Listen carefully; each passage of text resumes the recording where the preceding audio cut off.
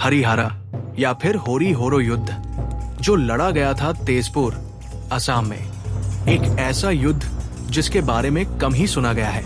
एक ऐसा युद्ध जो हमारे दो प्रमुख देवताओं के बीच लड़ा गया था, भगवान शिव और भगवान कृष्णा के बीच।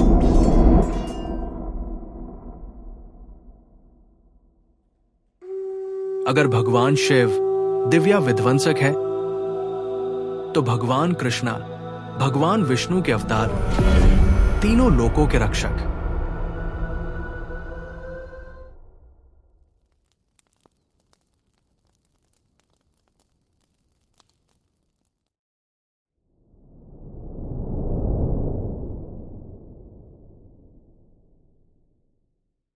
बाणासुर, जो कि सोनितपुर का एक शक्तिशाली असुर राजा था और भगवान शिव के भक्त थे।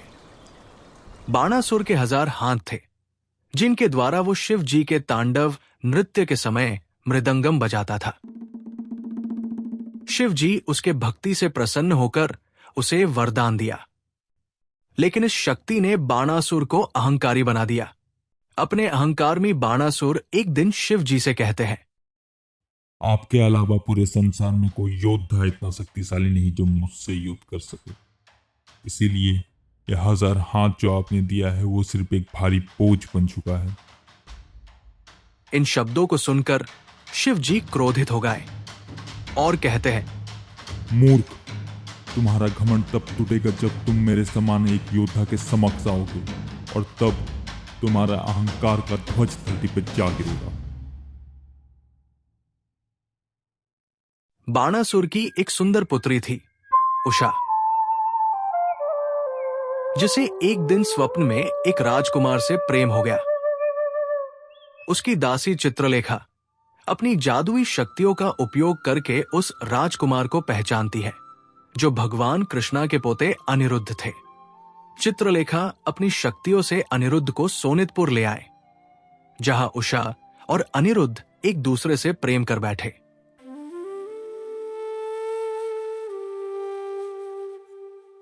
लेकिन जब बाणासुर को उनके प्रेम के बारे में पता चला, वो क्रोधित हो उठे। उसने उषा को एक किले में कैद कर दिया।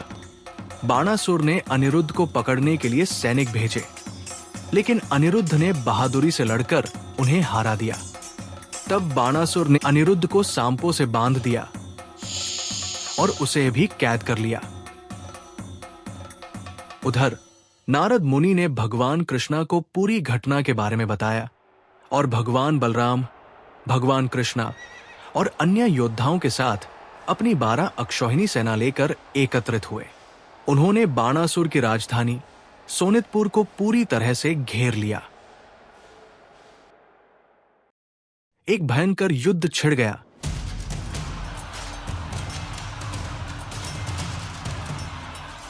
बाणासुर ने भी भगवान कृष्णा की सेना पर समान शक्ति के साथ हमला किया, लेकिन भगवान कृष्णा के समक्ष वो अपने आप को असमर्थ महसूस करने लगे।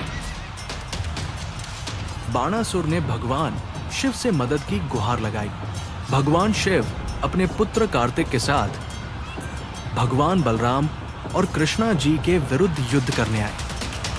भगवान कृष्णा और भगवान शिव के बीच भयानक युद्ध होने लगा।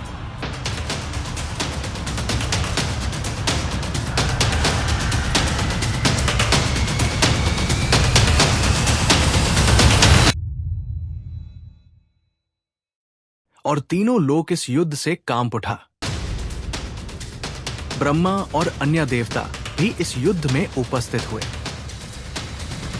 शिव जी के पशुपातास्त्र का सामना कृष्णा जी के नारायणास्त्र ने किया।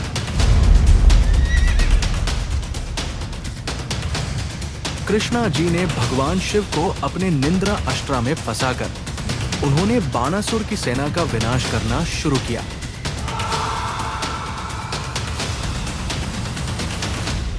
उधर भगवान कृष्णा के पुत्र प्रद्युमन के तीरों के वर्षा से भगवान कार्तिक के अंगों से रक्त बहने लगा, इसीलिए उन्हें युद्ध भूमि से जाना पड़ा।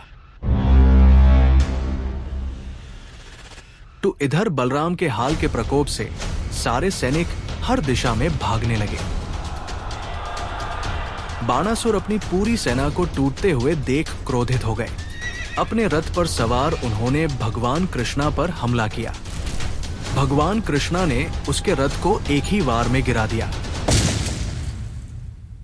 तभी बाणासुर की मां कोटारा अपने पुत्र की जान बचाने निर्वस्त्र अवस्था में भगवान कृष्णा के सामने प्रकट हो गए।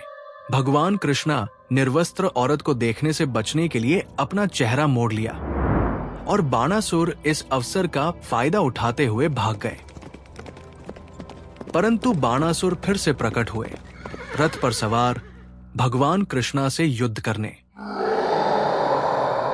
भयंकर रूप से क्रोधित दैत्य ने भगवान कृष्णा पर कई तीर चलाए।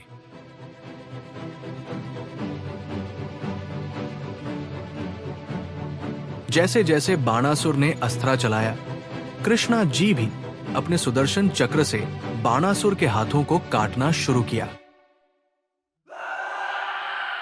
भगवान शिव ने अपने भक्त बाणासुर के लिए दया दिखाई और भगवान कृष्णा के पास आकर कहे, बाणासुर एक सच्चा भक्त है और एक वरदान के रूप में मैंने उसकी रक्षा करने का वचन दिया है। इसीलिए हे प्रभु, कृपया उस पर दया करें। और कृष्णा जी कहते हैं, हे प्रभु, आपकी शांति के लिए ऐसा ही होगा। उसके पूर्वज प्रहलाद पर मेरे आशीर्वाद के कारण मैं उसके वंशजों का वध नहीं करूंगा। लेकिन बाणासुर के घमंड और अहंकार का अंत करने के लिए वो सिर्फ 4 हाथों के साथ जीवित रहेगा। आपके भक्त को दिया गया वरदान सम्मानित करते हुए मैं बाणासुर को दया प्रदान करता हूं। बाणासुर ने भी प्रभु के समक्ष झुककर अपना समर्पण प्रकट किया।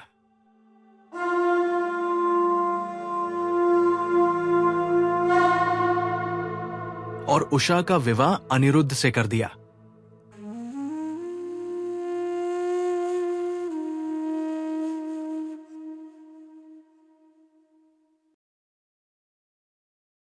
बाणासुर ने उषा को अग्निगढ़ में कैद किया था, जो आज एक पार्क के रूप में जाना जाता है।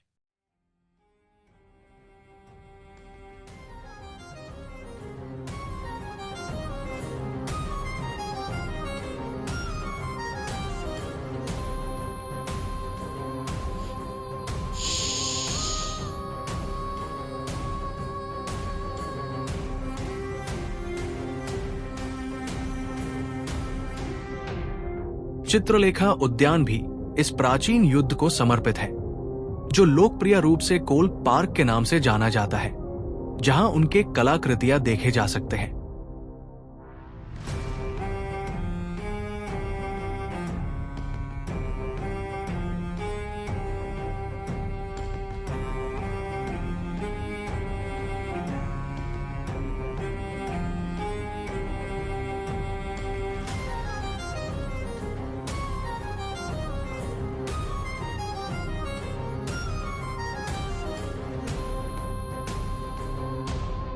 ऐसा भी कहा जाता है कि इस युद्ध के कारण इतना अधिक रक्तपात हुआ कि पूरी सोनितपुर की धरती मानव रक्त से सरसर हो गई। इसी कारण इस जगह का नाम तेज यानी कि रक्त और पुर यानी कि शहर या नगर पड़ा, जो आज तेजपुर के नाम से जाना जाता है।